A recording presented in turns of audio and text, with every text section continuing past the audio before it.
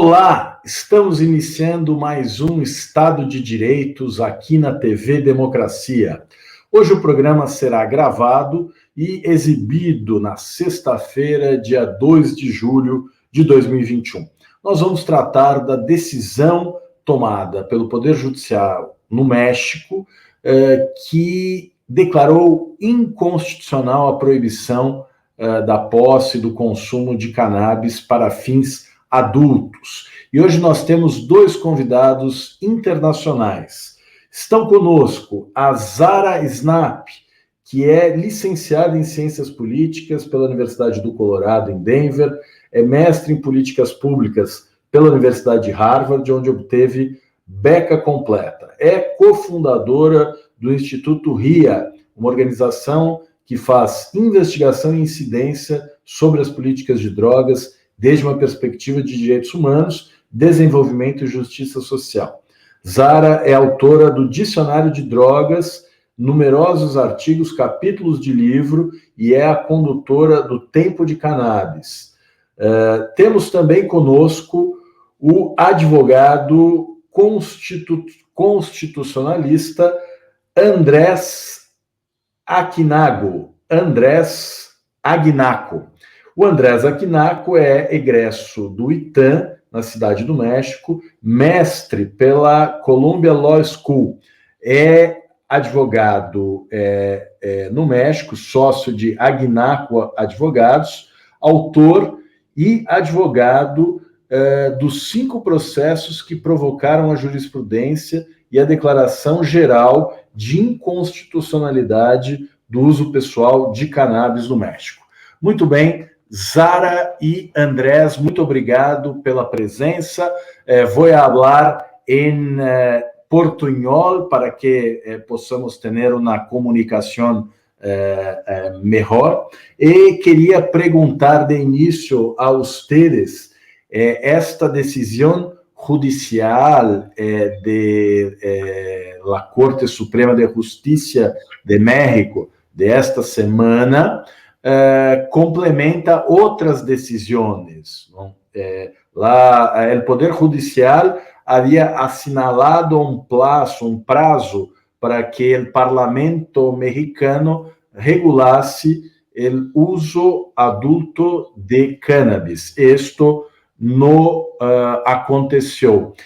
Quais são as consequências desta decisão desta semana em México para as pessoas que consomem marihuana e não têm uma autorização judicial? Como se dará a questão do acesso de las pessoas que consomem marihuana a esta substância?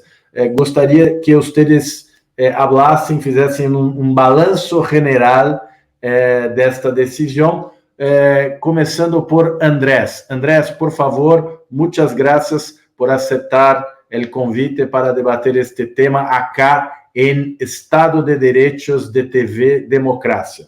Por favor. ¿Qué tal, Cristiano? Pues muchas gracias por la invitación.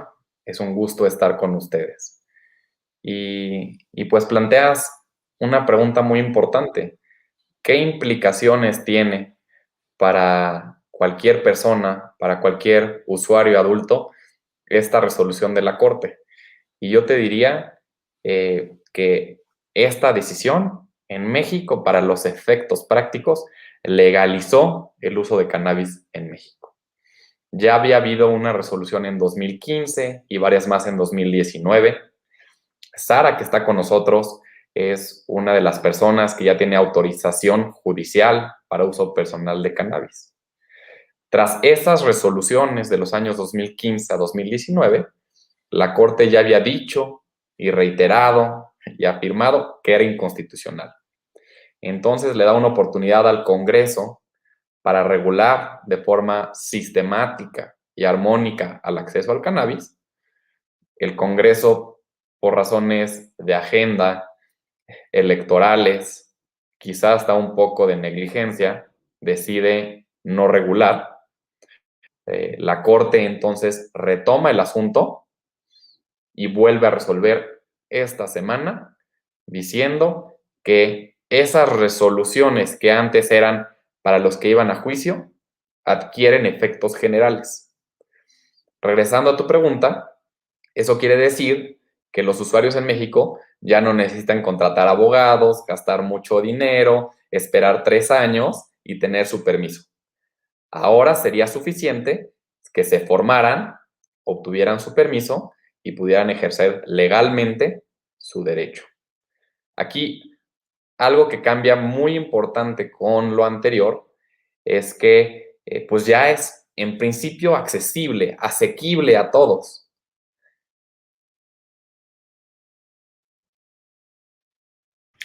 Perfecto, Andrés. Zara, por favor, la palabra está con usted. Muchas gracias por su presencia acá en Estado de Derechos de TV Democracia. Muchas gracias, Cristiano. Pues siempre un gusto también compartir con Andrés, mi querido abogado, que me facilitó ese acceso, pero que ojalá que ahora esto no sea algo difícil para las personas, ¿no? Creo que nuestra esperanza con la decisión del lunes es de que esto facilita. Ahora, esto depende mucho de dos cosas que no han sucedido aún. Uno es la publicación en el Diario Oficial de la Federación del proyecto de la Suprema Corte, digamos que entender cuáles eran los detalles, cuáles son los cambios que ellos decidieron hacer. Nosotros yo no he visto el proyecto final. Entonces, yo no sé si hay una fecha en la cual la Secretaría de Salud tiene que empezar a expedir esos permisos. No sabemos si van a poner un límite a las plantas. En los amparos, digamos que en las autorizaciones judiciales que ya han otorgado, la mayoría no tienen restricción a plantas, a número de plantas. Entonces, estamos a la espera realmente para saber qué contiene eso que ya votaron.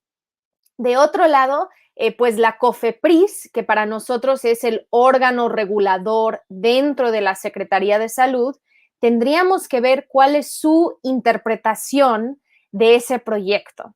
Y yo creo que lo más probable es que pues va a haber opiniones encontradas, no vamos a saber exactamente por un rato, y que la sociedad civil sí va a tener que seguir exigiendo, sí vamos a tener que seguir presionando para que todas estas cosas sucedan en tiempo y forma.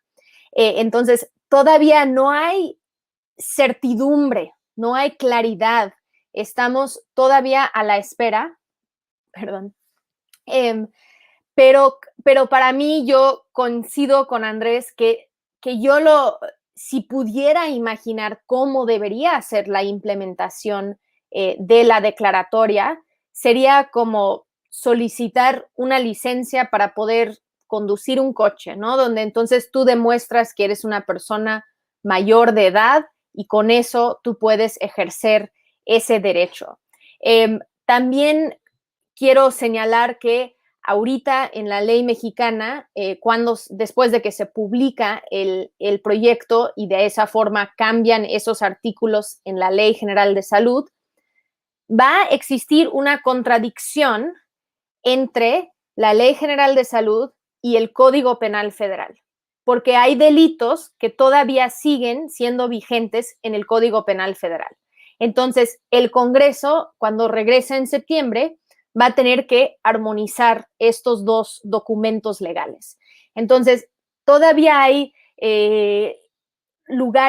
espacios donde no sabemos cómo va a ser, pero de todos modos sí creo que es importante celebrar cada paso y más cuando estás trabajando en estos temas que son tan controversiales, tan polémicos, tan difíciles de sentir esas victorias, y creo que es importante pues celebrar la victoria.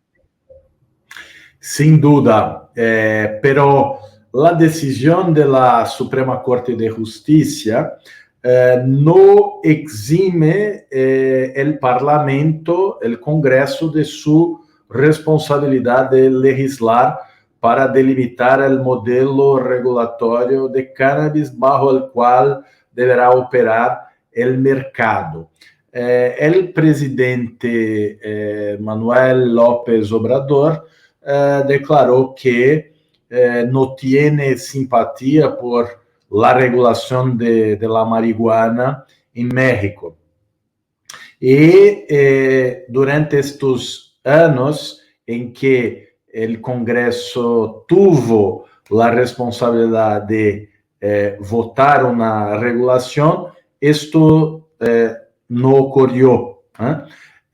¿O qué se puede esperar del futuro? ¿El Congreso irá enfrentar esta cuestión? ¿Irá producir una ley regulando el acceso? ¿Qué tipo de acceso? La cuestión de la ley penal, los umbrales, la diferencia entre uso personal y tráfico.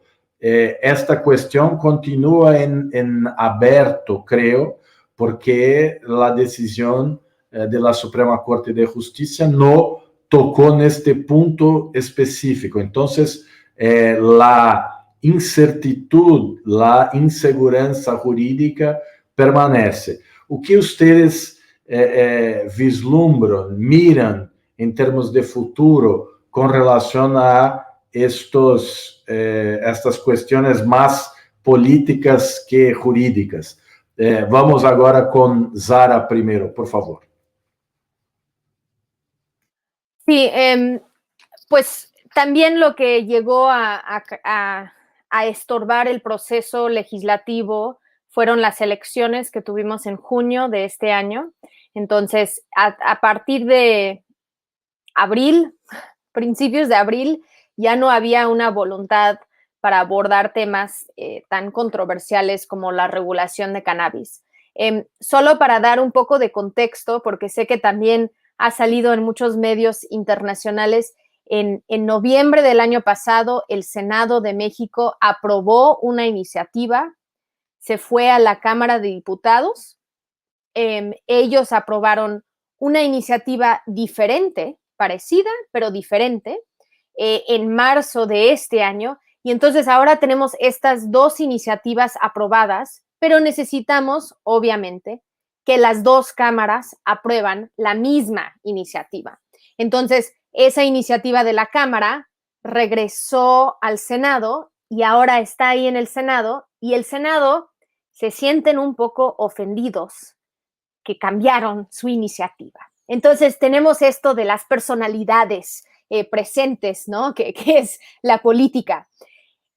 Ahora, el Senado sí tiene la oportunidad, por lo que sucedió con la declaratoria, tiene la posibilidad de hacer una nueva iniciativa, de empezar de cero.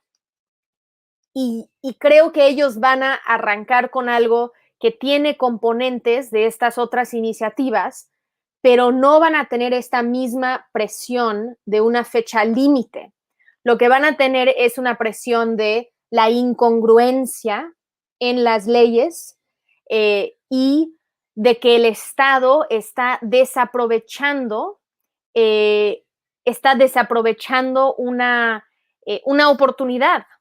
De un lado, de dejar de criminalizar, de hacer una despenalización real, y de otro lado, de regular todo el mercado, la producción, ¿no? Toda la parte comercial queda afuera de la decisión de la Suprema Corte. Ellos solo hablaban de derechos.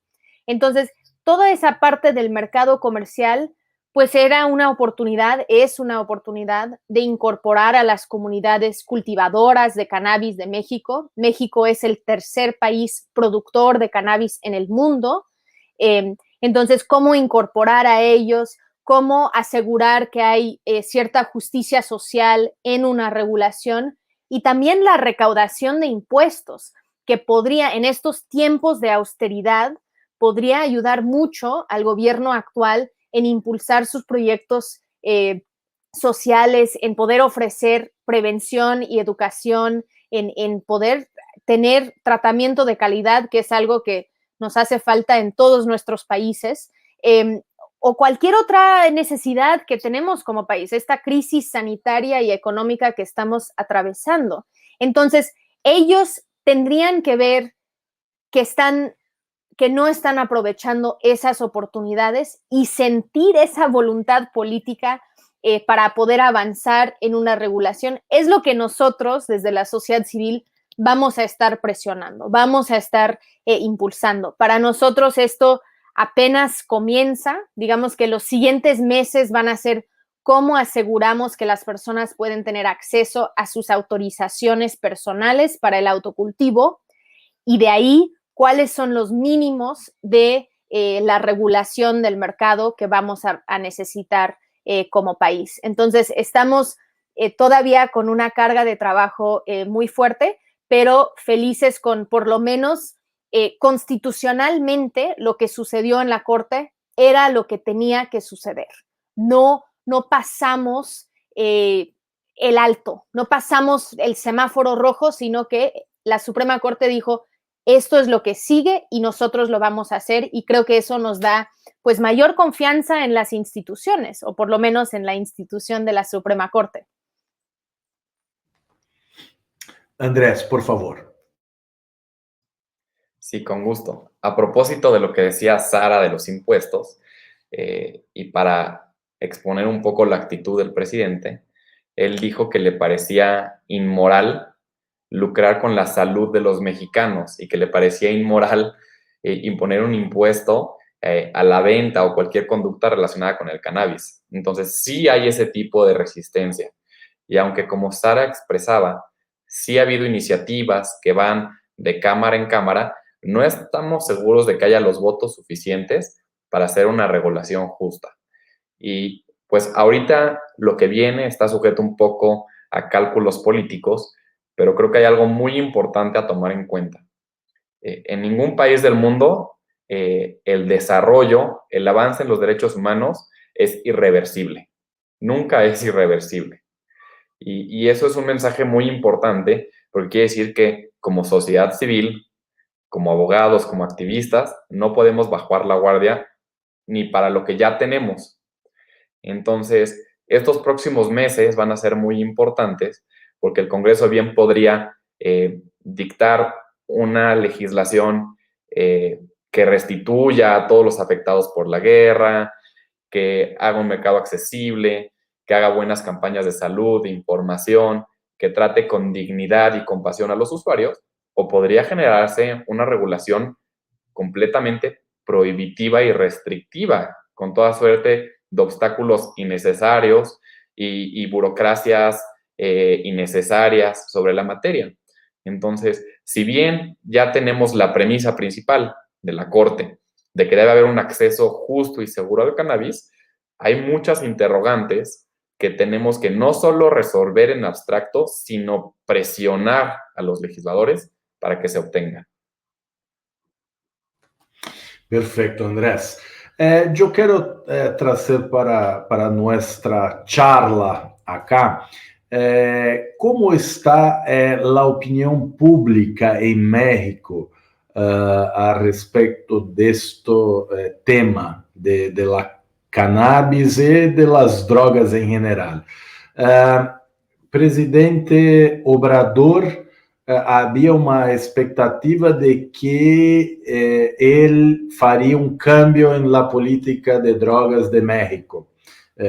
Durante a campanha, ele criticou a guerra às drogas e havia uma expectativa de que haveria um câmbio. Pero, em la realidade, não houve câmbio alguno. Hoy, Obrador, a pesar de electo con el discurso de las mudanzas y reformas, en relación a política de drogas no está muy motivado a hacer cambios. Y la sociedad civil en México, porque acá en Brasil, por ejemplo, tenemos un sector conservador religioso, la religión, los credos religiosos hacen mucho lobby, mucha presión contra cualquier avance en la regulación de drogas hoy tornadas ilegales. Tenemos también acá en Brasil el sector de los agentes de seguridad pública, los miembros de las policías, de Fuerzas Armadas, que también tienen un discurso contrario. ¿Cómo es en México esta correlación de fuerzas en el escenario político? Vamos ahora con Zara.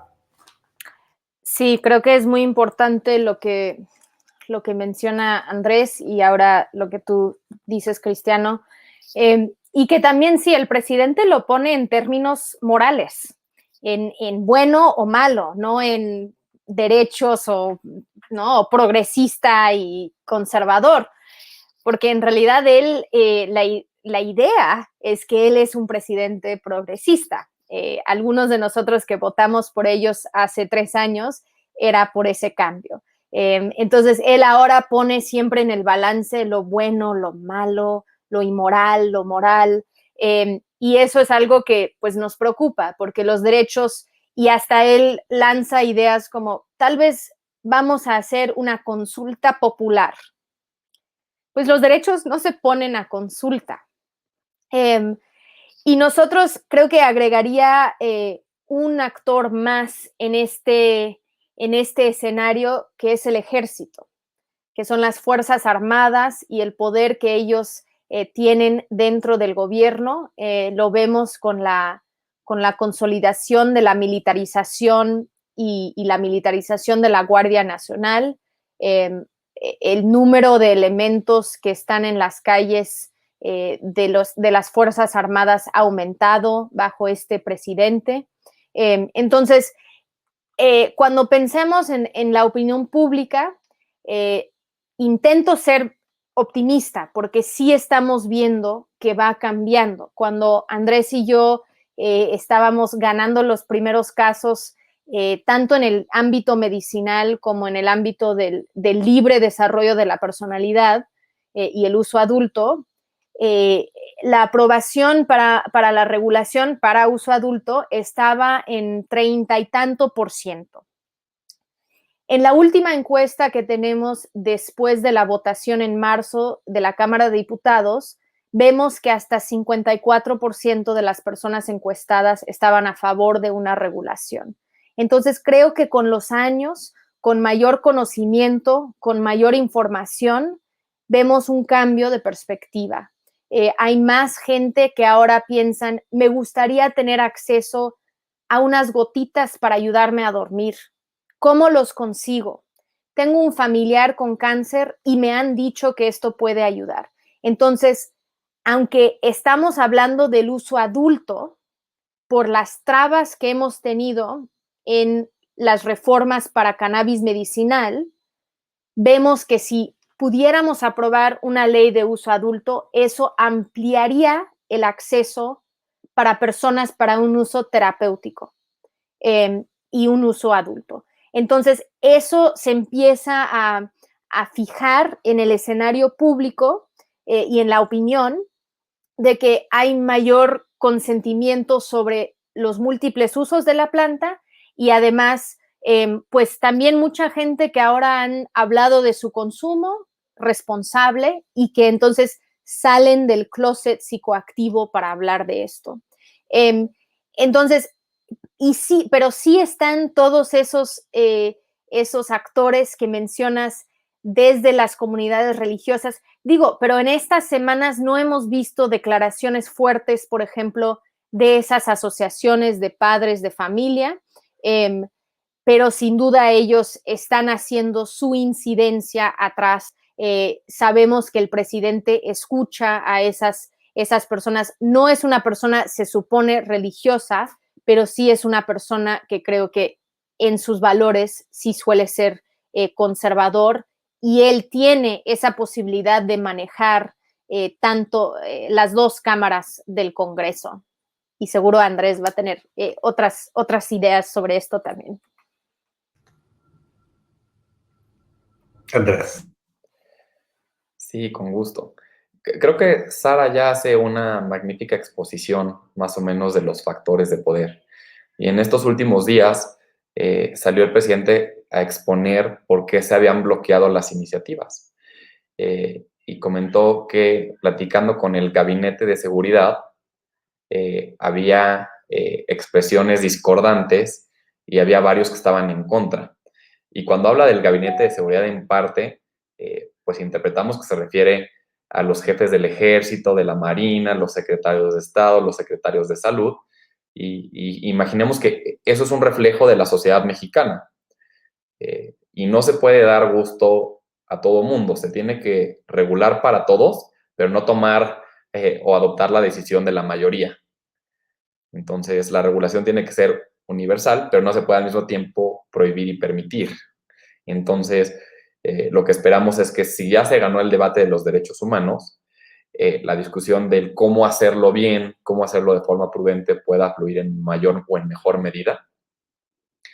Y pues tenemos días muy interesantes para nosotros. Es realidad que no hay ningún solo actor político o social que esté haciendo un argumento coherente en contra, que eso es muy valioso, pero de fondo hay muchos prejuicios. Solo no hay mucha gente dispuesta a ser vocero de los mismos, que es bueno para los que sí estamos dispuestos a exponer cómo regular razonablemente y cómo atender los riesgos comparativos de forma prudente y como una política de salud. Muy bien. Andrés, Sara, acá en Brasil hay casi 300 personas que tienen autorización judicial, que tienen una decisión judicial que las permite cultivar cannabis para fins terapêuticos. São pessoas com moléstias graves que recorrem, que vão ao judiciário para obter esta possibilidade e não serem detenidas, presas por la policía. ¿Cómo es la realidad en México? ¿Las personas pueden cultivar el cannabis en sus casas para fins terapêuticos? ¿Tienen que recurrir al judiciario para obtener esta autorización? Y el cultivo para fines industriales, del cáñamo industrial, o la cuestión de las farmacias de manipulación que pueden dispensar medicamentos a base de cannabis. ¿Cómo se puede describir el escenario de la cannabis terapêutica y el cultivo para fines industriales y otros fines que no sean propriamente los fines terapêuticos? Ahora vamos con Andrés. Sí, Cristiano. Pues justo derivado de los litigios que empezamos, en 2015 hubo un caso muy sonado en México de la niña Graciela Elizalde. Ella tenía epilepsia refractaria, ya había incluso tenido operaciones de cerebro y no se podía de ninguna forma detener pues, los ataques epilépticos que tenía. Y fue un asunto muy sonado en México y a partir de ahí, no una resolución de la Suprema Corte, sino un juez de primera instancia, hay una orden de que se le permita meter al país pues todos los productos que se encontraban en Estados Unidos para poder tratarla. Y yo creo que fue una reacción muy humana en México, que de forma casi inmediata una oposición generalizada se convirtió en una aceptación del uso de cannabis para fines medicinales. Universalmente se empezó a aceptar, pero los que estaban muy en contra decían únicamente el CBD. Y pues los demás decíamos, pues no, hay muchas virtudes en toda la planta. Pero empezó a haber una discusión de qué parte sí, qué parte no, cómo funciona, pero ya era a partir de un sí, vamos a hacerlo porque sí funciona para Grace y puede funcionar para muchas otras personas. Entonces, la empatía humana de ese caso llevó a que en 2017 hubiera una reforma a la Ley General de Salud que cambiara la clasificación del THC y del cannabis en general para permitir el uso medicinal. Esa es la parte bonita de la historia. Y así empezamos. La realidad es que cuando se puso en manos de los burócratas de salud, inmediatamente empezaron a obstaculizar y sobreregular todo el sistema, al grado que yo te diría salió de las manos. Se otorgaron de forma irregular, a lo mejor rayando en la corrupción, múltiples permisos a personas cercanas a COFEPRIS, a los funcionarios de salud, y al mismo tiempo se bloqueó a muchas otras empresas con intenciones legítimas, y de alguna forma colapsó y se bloqueó el sistema al grado que ya no se han otorgado en varios años más permisos, y el grueso del mercado que tiene que ver con aspectos de salud actúa más bien en la ilegalidad, con todo lo que eso implica.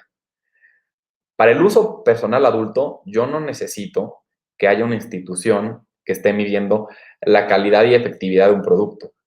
Pero para el uso medicinal sí debe haber ciertos controles. No es lo mismo hablar de uso adulto o de uso medicinal.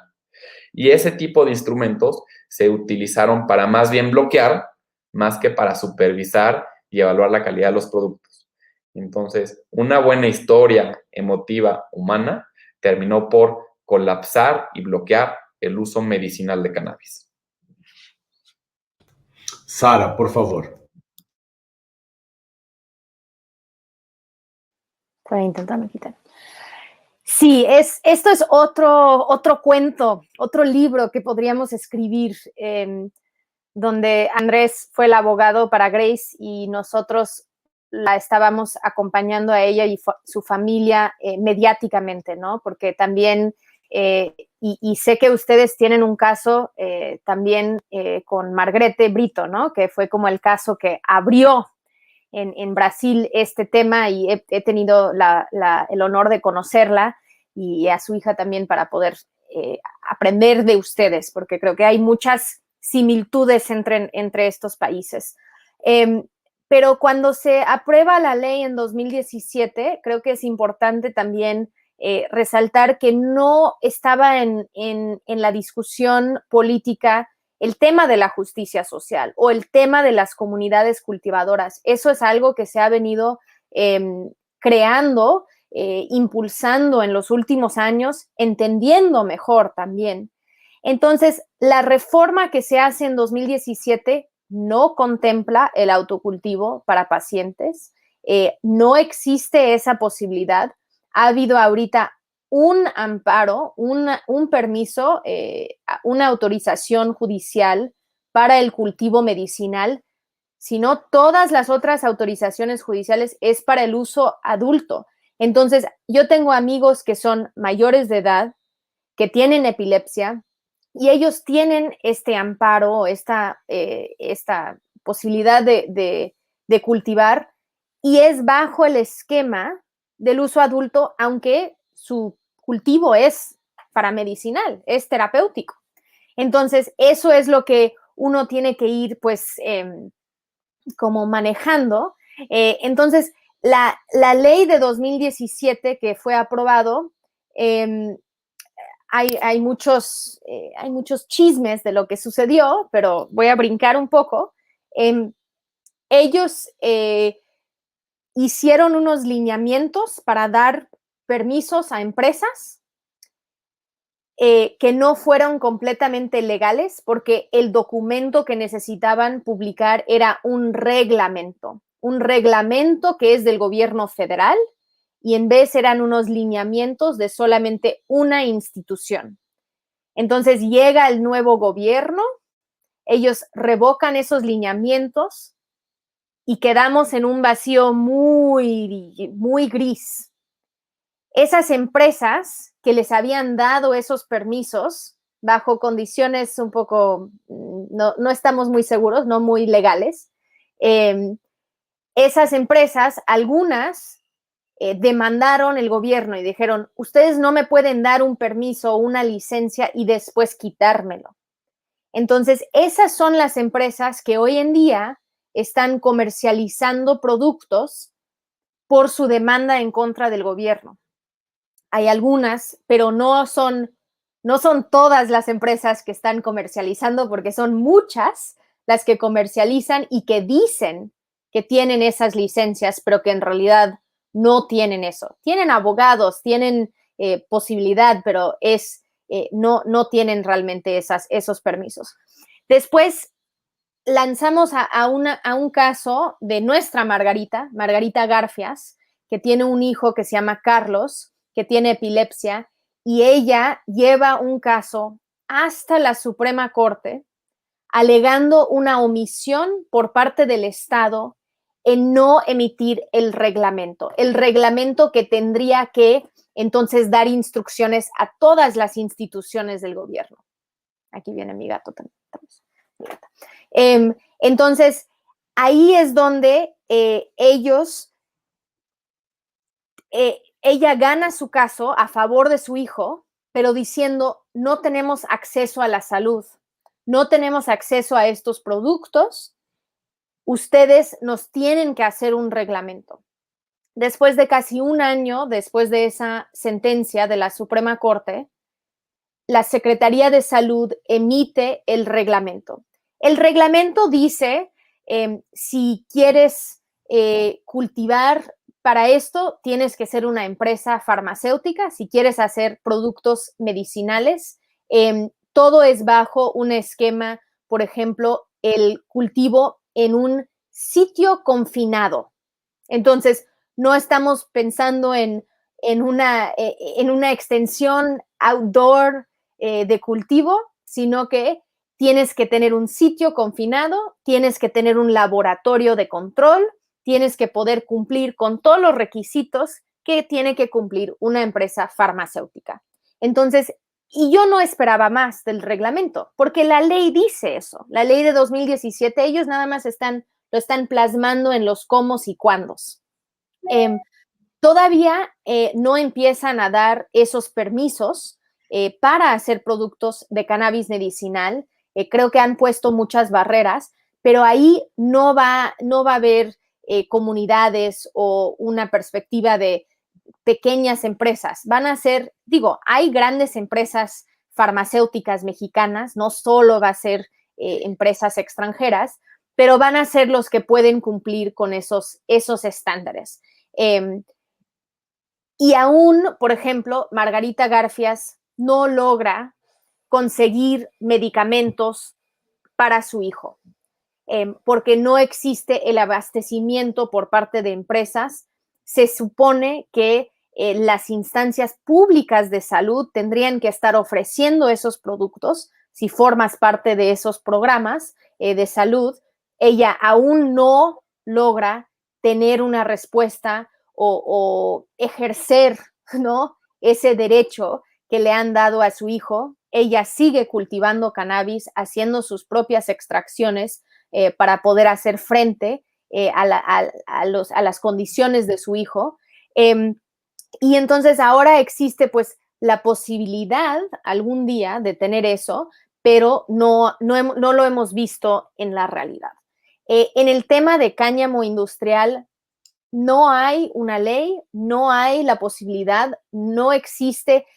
Las empresas que venden productos de cáñamo importan esos productos desde Canadá, las semillas, la harina, lo que sea, la proteína de hemp, lo importan de otros países, lo empaquetan aquí y lo pueden vender.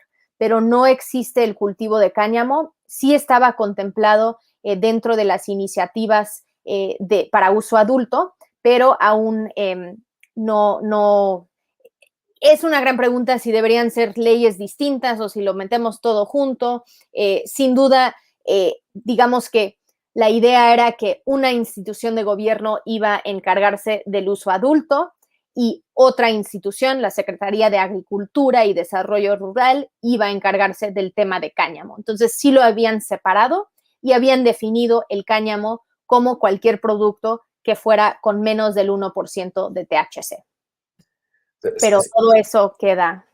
Si me permiten redondear esta idea un poco, no sé, Cristiano, si te pudiste percatar de más o menos la discusión estos últimos minutos, que la resistencia al uso adulto, al uso personal, era muy alta, pero una primera solución, no era tan difícil. Quitas la prohibición y la gente lo cultiva en su casa, lo consumen más o menos en algunos lugares que puede, y ahorita platicamos qué restricción se puso, pero es más o menos sencillo. No hace falta más regulación que esa mínimo para tener el acceso. Luego podemos discutir cómo abrimos el mercado, pero en principio es sencillo. Mucha resistencia, pero fácil de arreglar ese primer acercamiento.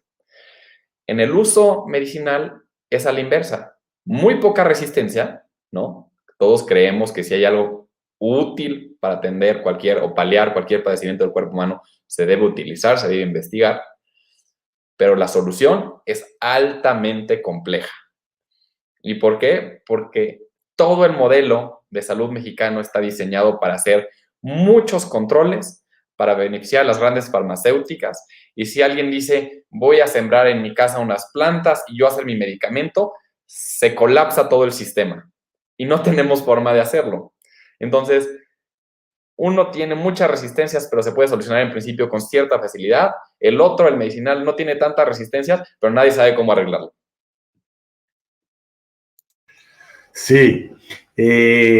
Ustedes hablan de una realidad que es muy similar a la realidad que hay en Brasil. Y uno de los problemas que tenemos acá en Brasil es la cárcel. Hoy en Brasil, 1 de cada 3 presos estão lá por conta de lei de drogas. No caso de las mujeres en la cárcel, 2 em cada 3 estão lá por conta da lei de drogas. Esta decisão da Suprema Corte de México habla del desencarceramento. As pessoas que foram presas, processadas e condenadas por tráfico de marihuana, ¿tienen alguna opción jurídica para salir de la cárcel? ¿Se puede hablar de abolicio crímenes en relación al tráfico de marihuana por conta desta decisión? Andrés. Gracias, Cristiano. La respuesta sencilla es no. En México sigue estando, la prohibición existía en 2 esferas, en la esfera administrativa de salud y en la esfera penal. Se quitó la prohibición en la esfera administrativa y se anuncia que cualquier persona que tenga este permiso, pues tampoco puede actualizar ningún ilícito penal. Esto es, una persona con un permiso de uso personal, como los que van a estar dando más en estos días, pues no podría ser arrestada, procesada y encarcelada. Pero eso no resuelve nada con todas las personas que ya están detenidas. Y es curioso porque después de los primeros asuntos que ganamos en la Corte en 2015, razonablemente y lógicamente muchas organizaciones presentaron amparos contra personas detenidas por posesión simple y también subieron a la Suprema Corte. Y la Suprema Corte resolvió que no eran inconstitucionales, que es una abierta contradicción de lo que resolvieron en la esfera administrativa y en la esfera penal. Y uno se pregunta por qué pasan estas cosas y cómo resuelven, por qué resuelven los jueces así. Y hicimos una indagatoria más o menos de percepción dentro del Poder Judicial y vimos que había un prejuicio que la persona que se acercaba a pedir un permiso era una persona de bien, un mexicano responsable, y una persona que estaba impugnando, detenida, privada de libertad por posesión simple, era un criminal. Entonces, sí hay muchos prejuicios en juego y los sistemas, digo, en todo el mundo, pero en Latinoamérica están llenos de contradicciones. Lo que sí esperamos es que, aunque existe esa contradicción y que ahorita solo se va a poder ejercer el derecho mediante estos permisos, que pues esto tendría que generar una distorsión en el sistema y tendría que alertar a los legisladores que si un adulto en uso de razón puede pedir un permiso para consumir, no puedes arrestar a otro nada más porque no obtuvo el permiso. Eso es una contradicción y genera y profundiza grandes desigualdades en el país. Zara. Sí, esto no es el paquete completo, ¿no? No es el chile completo que queríamos. Que eso es algo que por eso queríamos una iniciativa de ley, queríamos que el Congreso hubiera avanzado en esto, justo porque en esas iniciativas sí había, en algunas, había artículos que hablaban de la excarcelación de personas o que hablaban de poder beneficiarse de los cambios jurídicos. Entonces, de que tal vez uno podría aplicar para una preliberación o para la posibilidad de cambiar su sentencia cuando cambia la ley. Pero con esto, pues no, porque no sabemos cómo será los siguientes pasos. Y sí es un tema, y voy a sacar unos datos que tenía para otra entrevista, pero sí es un gran tema en cómo estamos encarcelando a personas en México por pequeñas cantidades de drogas. Según nuestra institución de que hace encuestas y geografía, ¿no? Que hace el censo, es 92% de las carpetas de investigación que se abrieron en los últimos años, creo que esto es de 2018, fueron bajo esta idea del narcomenudeo. Pero es importante entender que el narcomenudeo es un término que creo que ustedes también lo usan, pero para mí es un término muy perverso, porque entonces en realidad es la posesión simple arriba de la tabla, arriba de las dosis permitidas, pero lo vinculamos a esta idea del narco, de los malos, ¿no? Si lo queremos poner en el lenguaje del presidente. Entonces, cuando tú hablas de narcomenudistas, tienes esta idea de que, entonces están vinculados al crimen organizado, son parte de esta gran estructura de poder y de dinero.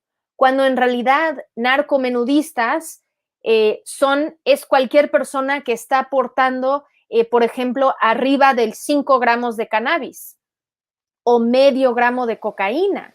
Entonces son cantidades tan bajas que en realidad cualquier de nosotros podríamos estar en esa canasta de narcomenudistas. Entonces pensemos, 92% es por narcomenudeo. Esas son tanto a nivel estatal como a nivel federal.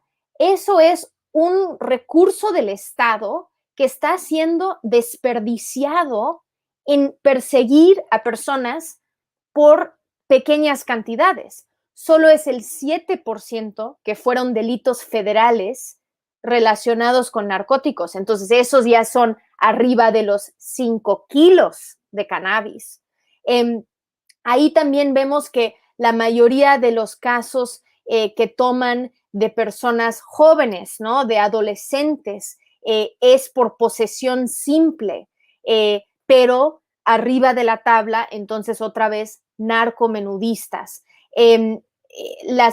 Esto se empieza a ver entonces cuál ha sido el enfoque del Estado en perseguir estos delitos y que la necesidad en realidad es de cambiar de paradigma. Nosotros, por ejemplo, por eso queríamos que en la ley podría ser, nosotros creemos que es importante eliminar el delito de posesión simple, que poseer una sustancia no debería ser un delito. Si quieren poner un límite, que sea entonces el límite de las cantidades federales, pero 28 gramos no es suficiente en el tema de cannabis porque sabemos que nuestras autoridades pueden sembrar esa cantidad en una persona fácilmente. Entonces, y que eso es la realidad para muchas personas. Entonces, aumentas las cantidades muchísimo para que sea muy difícil para la autoridad generar este tipo de corrupción. O 2, eliminamos eso como un delito como lo hemos hecho con el alcohol o el tabaco. Yo puedo cargar todo el alcohol que quiero y no me pueden decir nada. Ahora, si me pongo en la calle a vender ese alcohol ilegalmente, sin una licencia, mi delito es comercializar. Entonces, hagamos lo mismo con las sustancias que ahora van a ser legales, como el tema de cannabis. Y nosotros lo quitaríamos para todas las sustancias porque creemos tanto en la descriminalización efectiva de todas las sustancias como en la regulación legal de todas las sustancias. Pero necesitamos estar avanzando en eso sin lo que las iniciativas habían hecho era excepciones a la ilegalidad, pero no eran realmente efectivas en pensar cómo vamos a quitar este sistema punitivo que hemos tenido durante estos años. Y creo que Andrés, ahora que saqué el tema de delitos, quiere entrar de nuevo y yo quiero escuchar. No, un poco la oposición a quitar la posesión simple es que las policías de investigación y en general las policías en México tienen nula capacidad de investigación. Y con posesión simple es muy fácil acreditar el delito. Yo detengo a una persona, tiene 6 gramos en la bolsa, unos cuantos cigarros, y la detengo. Y lo mismo si tiene 6 gramos que si tiene 3 kilos. Lo tiene, lo arresto. Si quito la posesión simple, yo tengo que investigar que tenía la intención de vender, tengo que poner cámaras cuando estaba vendiendo, pedir informantes, y no están dispuestos a hacer eso. Entonces, no están dispuestos a investigar y la herramienta más importante que tienen es nada más la posesión simple. Segundo, Sara decía de la gran cantidad de personas que son detenidas por posesión simple y cómo esa es una merma de recursos para el Estado.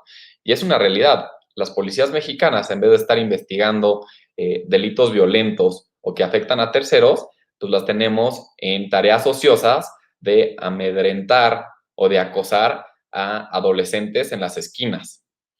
Entonces, pues es una tarea completa frívola de nuestras policías. Y tercero, este tipo de delitos y la forma de operar de nuestras autoridades en México ha terminado por criminalizar a la pobreza.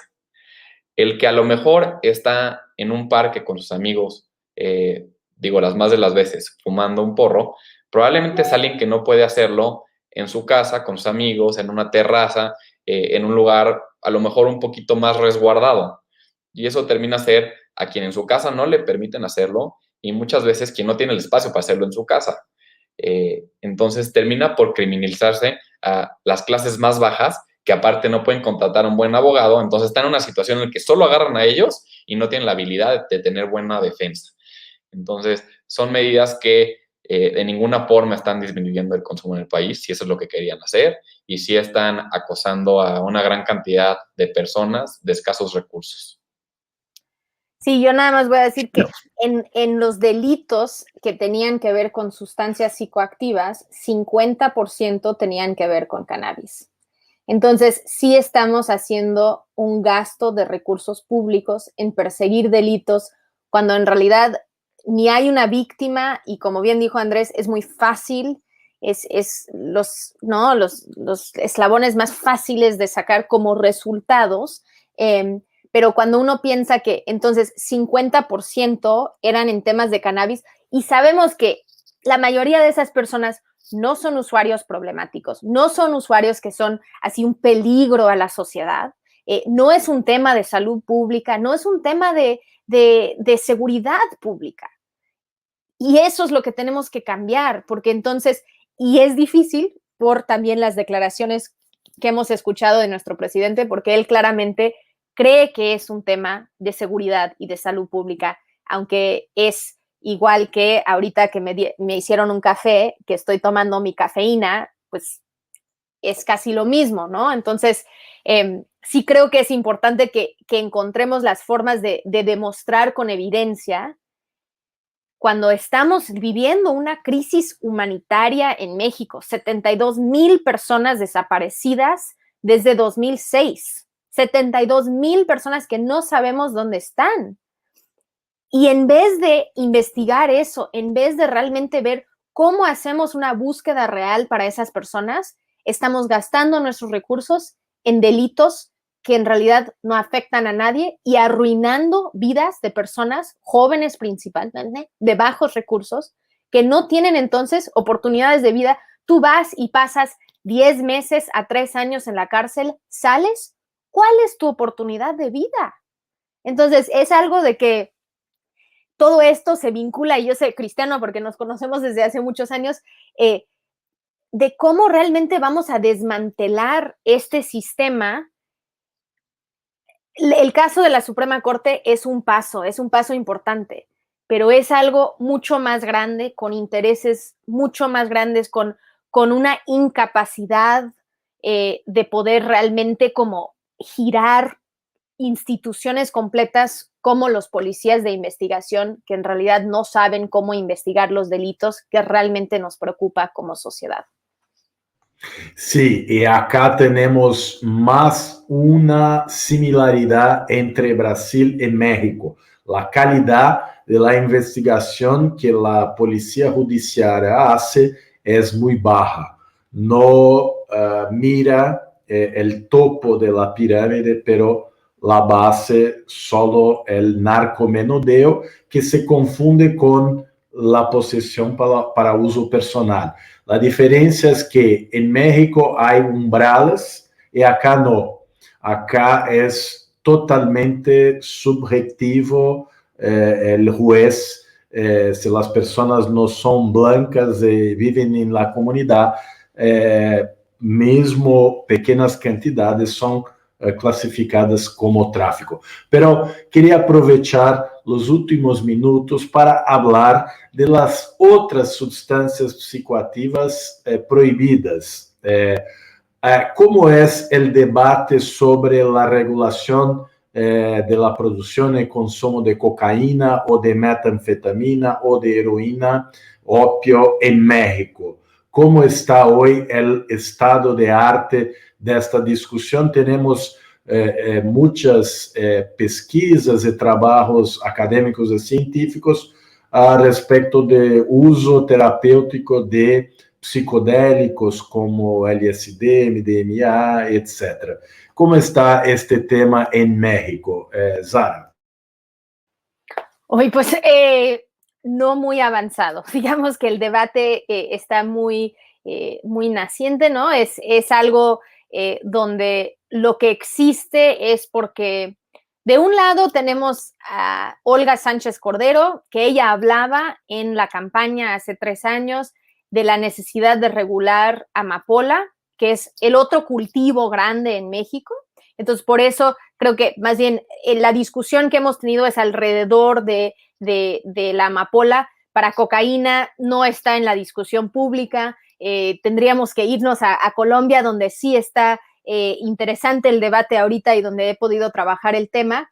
En el tema de metanfetamina tampoco está en la discusión pública, aunque somos uno de los productores muy importantes de metanfetamina, desafortunadamente, y vemos que está creciendo cada día, y nosotros creemos que sí es importante abordar esto, y desde las organizaciones, tanto Instituto RIA como Reverdecer Colectivo, estamos empezando a tener esos acercamientos, más las organizaciones de base que realmente están trabajando con personas usuarias de estas sustancias.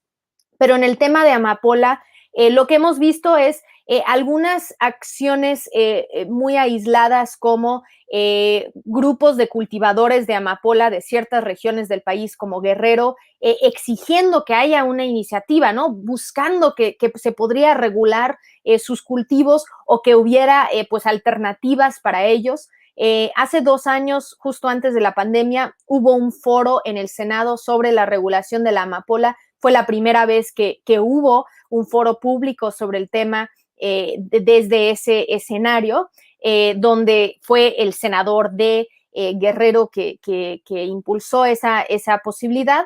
Entonces, y nosotros, pues desde Instituto RIA tenemos una investigación sobre cómo podría ser la regulación de amapola en México como una medida de desarrollo, y donde podríamos exportar goma de opio a lugares como Canadá, donde están sufriendo una crisis de sobredosis por la llegada de fentanilo al mercado de heroína y otros opiáceos, y que de ellos, pues, ofrecer la posibilidad de fumar goma de opio como una medida de reducción de daños. Esto es algo que entonces vimos como, bueno, salió en algunos medios, cuando se sentía que estábamos a punto de regular cannabis, mucha gente preguntaban en los medios, ¿no? Entonces, lo que sigue es amapola. Pero ahora nos vemos así en un escenario donde ni hemos avanzado suficiente en cannabis, entonces veo aún más lejano. Y creo que nosotros de la sociedad civil, pues nos toca seguir haciendo investigación, seguir poniendo propuestas para que cuando los élites políticos están dispuestos a voltear a ver las otras sustancias, existe una base grande de evidencia que pueden utilizar. Perfecto, Zara. Andrés, ¿quieres complementar? Sí.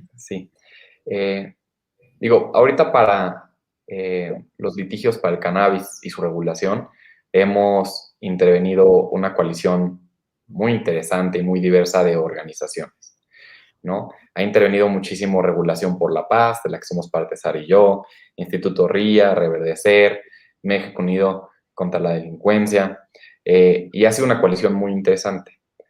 Desde antes de 2012, todas las organizaciones estábamos dialogando entre nosotros, haciendo estudios, haciendo propuestas. Pero la discusión no pasaba de eso para el cannabis. Era nosotros entre nosotros, como diciendo, predicando al coro, ¿no? La estrategia litigiosa permitió salir de esos foros muy cerrados y democratizar un poco la discusión con base en derechos humanos para el cannabis y empezar a abrir mucho el tema. Es un gran ejemplo de éxito de litigio estratégico, sí, acompañado en incidencia social, en medios y en muchos otros lugares con muchas otras estrategias, pero que el litigio fue puntero en abrir el camino para el cannabis. Y ahora que estamos abriendo la puerta, que nos falta regular, pero que ya se legalizó con todas sus contradicciones y asegúnes, pues miramos a las otras drogas y a los otros estupefacientes psicotrópicos y nos preguntamos, ¿ahora qué toca? Porque estamos en el mismo lugar incipiente que estábamos en el cannabis hace 9 años. Y nos preguntamos si se va a generar el excepcionalismo del cannabis, de ahora decir, bueno, el cannabis no es tan malo, nada más vamos a regular el cannabis, pero las otras son muy malas, o lo que promovemos todas las organizaciones, que se regulen todas de forma razonable, atendiendo a los problemas de salud que tiene cada una de las sustancias. Y pues está de más decir que todas las organizaciones creemos que tienen que regular todas, pero sí estamos en una situación muy incipiente donde no hay ningún ánimo político todavía, más allá de estudiar el atender las demás drogas. Entonces esperemos que si no por litigio, mediante la presión y el trabajo conjunto que tenemos todos por delante, estemos en un mejor lugar en unos años. Sí, Andrés y yo hemos conspirado un poco de que deberíamos llevar algunos casos de familias cultivadoras de amapola bajo el derecho a la libertad o el derecho al trabajo, el derecho a la dignidad, porque eso sí es una forma de llevar la discusión a la vida pública. Y por eso cuando hicimos la coalición de regulación por la paz, pusimos la plantita de cannabis, pero también pusimos la plantita de amapola, porque sabemos que vienen otras luchas y otras necesidades para nuestro país, y que en realidad también estamos viviendo en México pues un desabasto y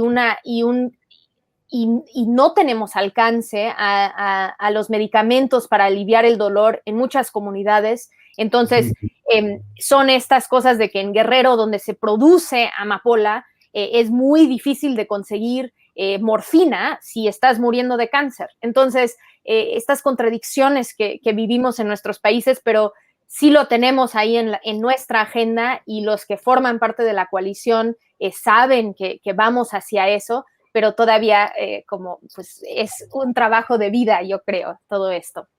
Sí, este es un debate que no se encerra acá, pero quiero agradecer a ustedes, Andrés Aguinaco, Zara Snap, muchas gracias por su participación acá hoy en Estado de Derechos de la TV Democracia.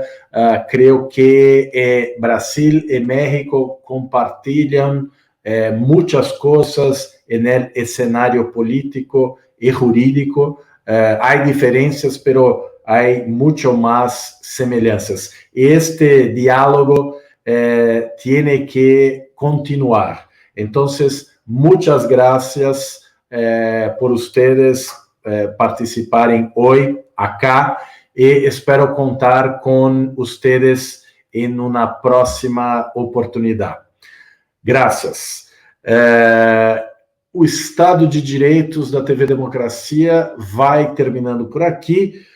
Nós vamos agora fazer uma pequena pausa durante o mês de julho. Voltamos na primeira sexta-feira de agosto.